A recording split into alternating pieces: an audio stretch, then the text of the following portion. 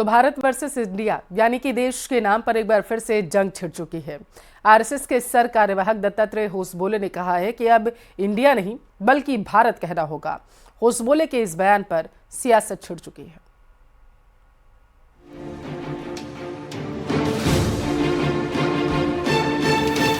भारत या इंडिया, एक बार फिर बहस छिड़ गई है और इस बार बहस छिड़ी है आरएसएस के सरकारवाह दत्तात्रेय होसबोले के बयान पर।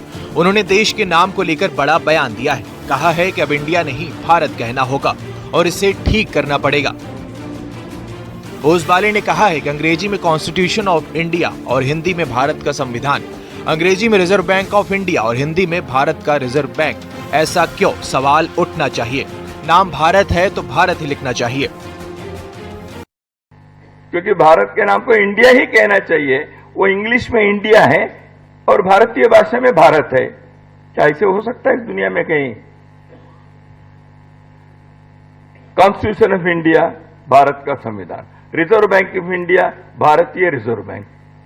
हर जगह पर ऐसे क्यों करना पड़ रहा है? प्रश्न उठना चाहिए।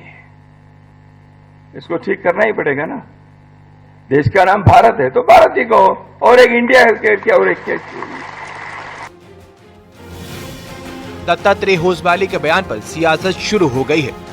शिवसेना उद्धव गुट के नेता संजय राउत ने कहा है कि आरएसएस के नेता नई नई बात लेकर आते हैं। भारत और इंडिया एक ही है।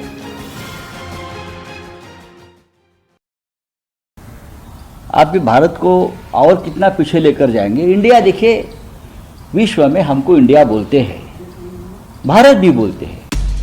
जम्मू कश्मीर के नेताओं ने भी देश के नाम पर शुरू हुई नई बहस पर बयान दिए हैं। बीजेपी नेता सुनील शर्मा ने दत्तात्रेय होसबोले के बयान का स्वागत किया है। किसी भी भारतीय को इस पर कोई आपत्ति नहीं है, कोई विवाद नहीं है।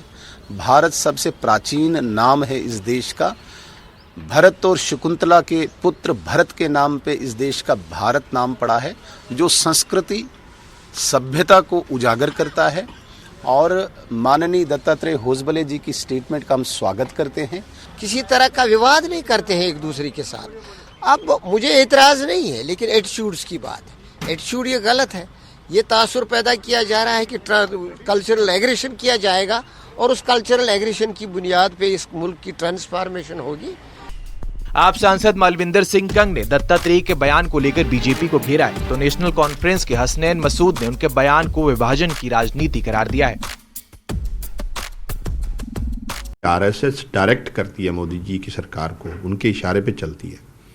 देश के मुद्दे तो आर्थिकता है, बेरोजगारी हर रोज बढ़ रही है, कारपोरेट लगातार सभी रिसोर्सेज पे कब्जा जमा रहा है, फॉरेन पॉलिसी पे हम फेल हुए हैं और चाइना हर रोज घुसपैठ कर रहा है। इंडिया दैट इज भारत, उन्होंने ये मुनासिब समझा। अब देखिए, वही तो जिन्होंने आज़ादी की जंग लड़ी, उन्होंने तो हमारी रहनुमाई की, उन्होंने अंग्रेज के खिलाफ लड़ा और उन्होंने ये बनाया कि क्या होना चाहिए, मूल मंत्र क्या होना चाहिए हमारे समाज का, तो फंडामेंटल क्या वैल्यूज होनी चाहिए। उन्होंने तो ये फैसला कर दिया।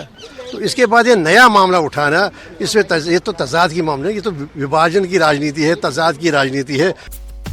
देश के नाम पर एक बार फिर सियासी संग्राम छिड़ गया है। भारत या इंडिया, इस पर बहस फिर शुरू हो गई है।